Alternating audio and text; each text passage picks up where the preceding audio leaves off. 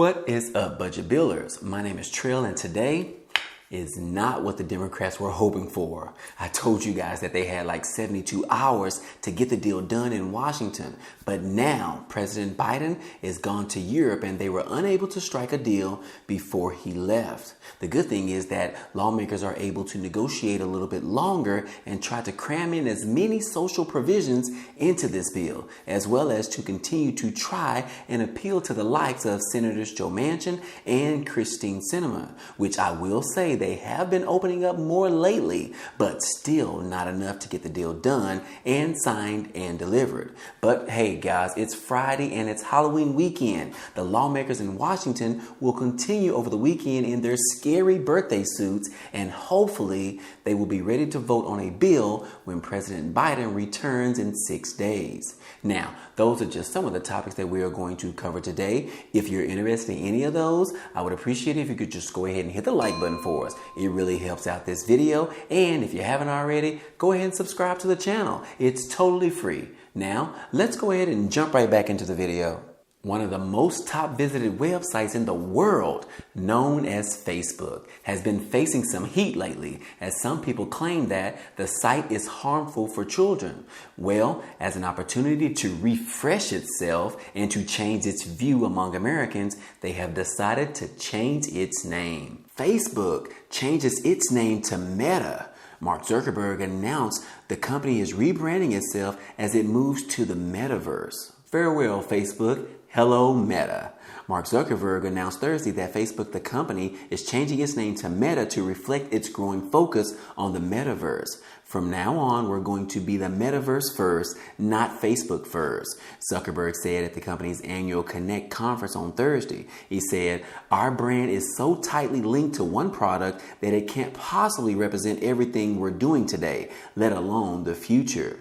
Though its vision is expanding the virtual spaces where people interact via digital avatars, the company said it is not changing its corporate structure. It will trade under the ticker symbol MVRS. Now, Facebook and its apps, Instagram, Messenger, and WhatsApp, will be housed in a separate division from Facebook Reality Labs, which makes the company's augmented and virtual reality products. Los Angeles and California have had an increase in virus cases for the first time in months. COVID test positivity rates and virus-related hospitalizations have begun to rise again in Los Angeles and California after months of declining. Of course, we're watching with a caution, said the LA Director of Public Health. We're all noticing actually the case rate across California inching up as a whole, as well as the uptick in hospitalizations, which she said was up about 5%.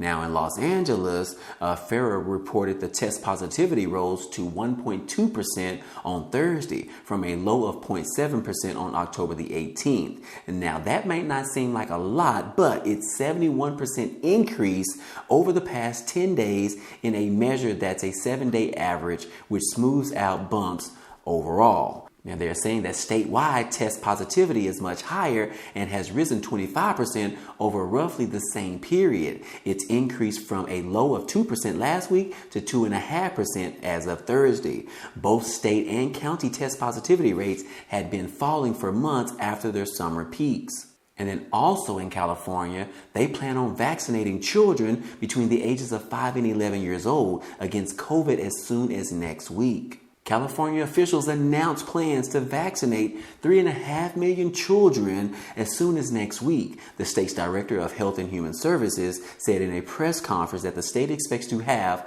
1.2 million doses on hand as it begins to inoculate preteens. Now, this rollout will depend on a few factors, however. An expert committee at the Food and Drug Administration said on Tuesday that it recommended the authorization of the Pfizer vaccine for 5 to 11 years old.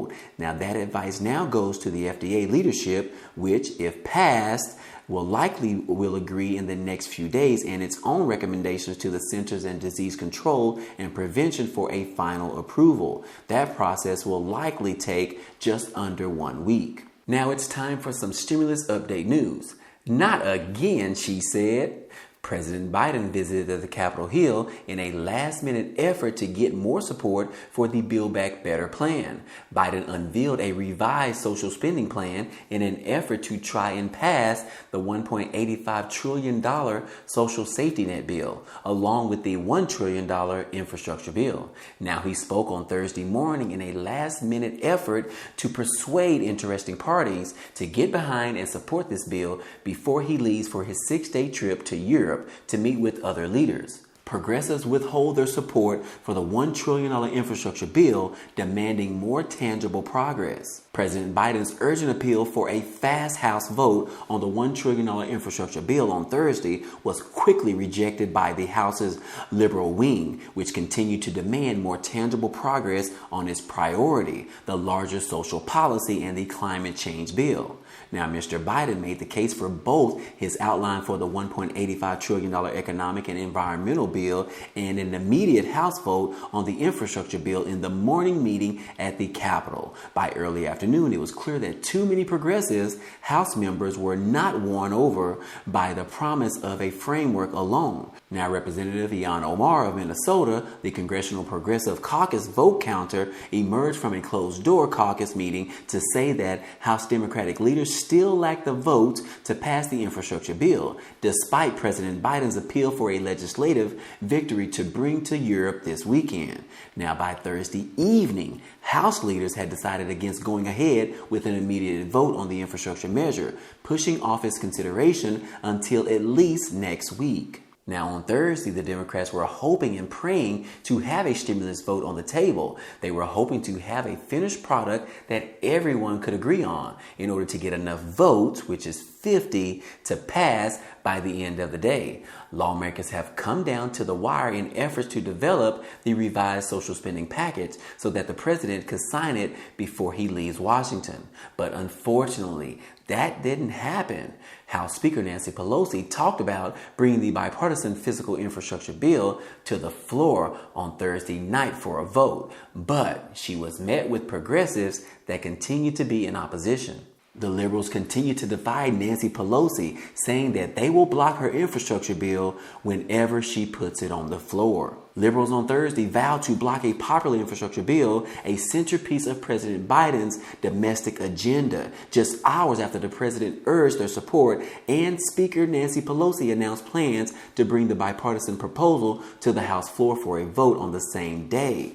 Now, this move by dozens of members in the Congressional Progressive Caucus was hardly a departure of tactics. Representative Pramila Jayapal, who chairs the group, who said for months that liberals would oppose the infrastructure bill until there is a concrete agreement with the Democratic centrists on a larger social spending package, referring to Senator Joe Manchin and Senator Kyrsten Sinema. She said that still their decision to hold that line constitutes a remarkable escalation of high-stakes power struggles between Pelosi and the progressive members of her own caucus, who said that they simply can't back the infrastructure bill without the greater assurance that a larger social spending bill will contain their priorities. Now, Jayapal said that with the number of issues still unresolved in the social spending bill and parts of the text yet to be written, Jayapal said that liberals are sticking with their initial strategy, even if it means that bucking leadership to delay the vote on the bipartisan infrastructure bill, often referred to the BIF, until next week. There are too many no votes for the BIF to pass it on Thursday. However, we are committed to staying here until we get this Build Back Better Act done and to get the legislative text for the bill. And then shortly after the Progressive Caucus meeting ended, Democratic leaders posted 1,684 pages of legislative text reflecting Biden's priorities to the Rules Committee's website.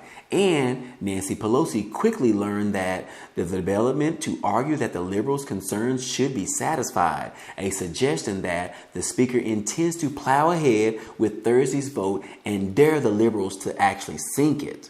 Well, that's exactly what happened, which the progressives have won again. No infrastructure vote on Thursday night. House Democratic leaders abandoned a third attempt on Thursday to clear the Senate-passed bipartisan infrastructure bill, as progressives held firmly opposed without deeper assurances that the larger package of the social benefits was a slam dunk. Now, this is the third punt of this bill this month in October that came after President Biden made a rare visit to the Capitol to persuade the House Democrats to help him advance his agenda as a matter of demonstrating that American democracy can still function. Representative Jim Costa said that people are frustrated right now. There's a lack of trust, and you got a lot of members here that have been here for 4 years or less, and they don't seem to understand how you get things done in Washington. One of the Blue Dog Coalition leaders, Representative Stephanie Murray, later issued a statement saying that the group is extremely frustrated that legislative obstruction of the infrastructure bill continues, not based on the bill's merits, but because of the misguided strategies to use the bill as leverage on separate other legislation. Some of the frustration was also directed towards the Senate centrist holdouts such as Joe Manchin and Kyrsten Sinema, who have resisted large parts of Biden's agenda and forced him to settle far below his initial request of $3.5 trillion in the new spending bill. So yeah, guys, Representative Steve Cohen said that basically it's the distrust of Joe Manchin and Sinema. And then we heard from AOC where she said, even in the beginning of the summer, this was about the White House and the Senate, and the House was excluded from it. This is, I think, the result of that omission. Now, despite the delay, Democrats were optimistic that negotiators could reach a deal within days on the social benefits bill, paving the way for both proposals to hit the floor sometime next week. So all we can do, guys, is just keep our fingers crossed. So again, another council vote in the House on the physical infrastructure bill. This is like the 6th vote that was supposed to happen, which 3 of those was this month. Will we ever have this vote happen? Well, I sure hope so, guys. But now that the Democrats plan to continue working over the weekend to try and negotiate more provisions or social plans to be included in this bill, Bernie Sanders is still fighting for the Medicare expansion, which they have agreed to at least include hearing aids. But Bernie is still pushing for the dental and the eyeglasses. And then Sanders is really forceful on making sure that the changes for the prescription drug prices can make it into the bill. When Biden spoke about this plan earlier on Thursday morning, he didn't even mention prescription drugs, which being able to negotiate drug prices for our seniors and our Social Security recipients is like giving them an additional increase. And it also allows them to actually take pills as often as they are designed for them to take. Surveys show that some are actually cutting their pills in half, and some are even skipping every other day for taking their medication, simply because the prices are just too high. Now, I don't even understand why they don't want to actually change the pricing of drugs in this country for every citizen. Perhaps those darn lobbyists are just paying too much money to prevent the drop in drug prices. But tell me, guys, what do you think? Do you support the negotiations of lower drug prices in the United States? Well, this article right here says that the prescription drug prices in the United States are more than 250% times higher overall than 32 other countries. And they say that the U.S. is the best country in the world. Sure doesn't feel like it, does it? But anyways, guys, hey, that's it for today. If you enjoyed this type of content and you want to see more, go ahead and subscribe to the channel. It's totally free. And if you enjoyed this video, go ahead and hit the like button for us. It definitely helps out the channel, and as well as it tells YouTube to share this video with others. But anyways, guys, hey, I appreciate you guys stopping by and watching, and I hope to see you on the next video. Peace.